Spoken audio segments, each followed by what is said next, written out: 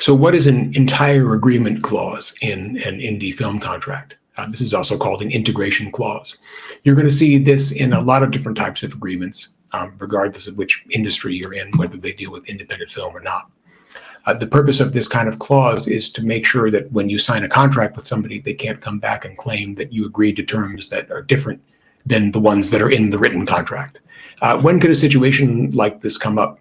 Suppose that you're talking to an editor about potentially editing your independent feature film and you're having a conversation by text. The editor sends you a text message saying, "I'll do it for $10,000. And you text him back saying that could work because you're kind of thinking about it, even though you don't want to commit to it in that moment.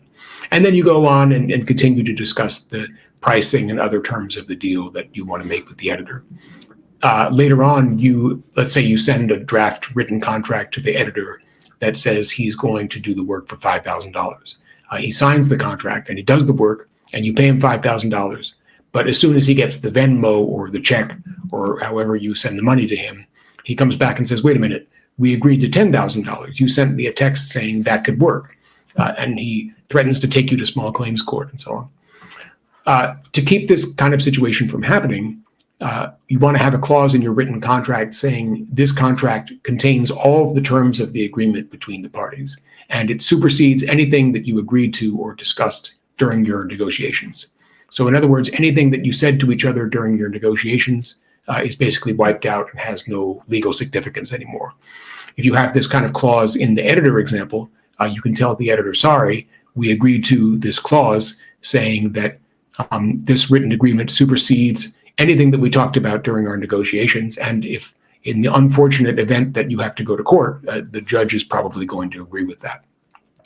Let's look now at an example of this kind of clause. Here we go.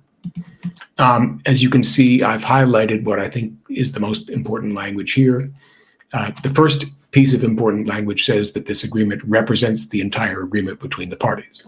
That means that all of the terms that you're agreeing to are right here in this written contract, and nothing that you and the other party said to each other, whether it was by phone or email or carrier pigeon or whatever, matters for legal purposes.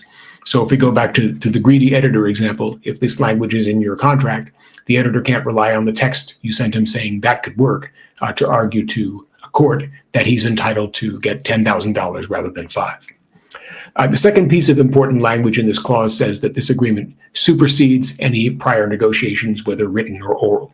Like we talked about, this means that anything you've said during your negotiation of the contract, that is before you signed the actual contract, is basically wiped out for legal purposes. It no longer has any legal significance. Only the written agreement that you've made, the one that contains this clause, matters. So in the editor example, again, what you said in your texts with him has no legal significance anymore. Finally, this clause says that no amendment to this agreement shall be effective unless it is made in writing and executed by all parties. This means that neither party can come back later and say, well, yeah, this may have been the written contract that we agreed to at the time, but later on we agreed to something that was more favorable to me, right? We agreed on different terms. So if we go back to the editor example, let's say that your editor signs a contract saying he'll edit your film for $5,000. But later on, he sends you an email saying, so I'll get $5,000 up front and then $5,000 when I'm done, right? And let's say that you're, a typically overwhelmed indie film producer and you forget to respond.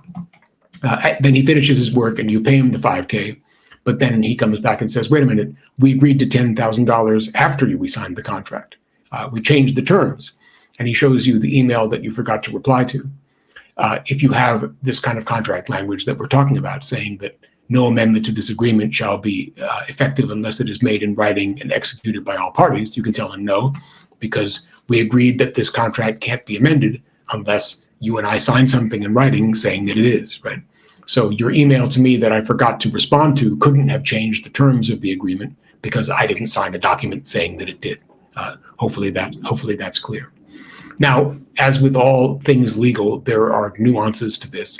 There are differences in how the laws of different states look at this kind of clause, and sometimes discussions and negotiations that happen between the parties before and after the contract is signed can be used to guide the court's interpretation. But for the purposes of just general information and to prevent your eyes from glazing over, I think that I've given you what you need to know to understand the basics of this kind of clause.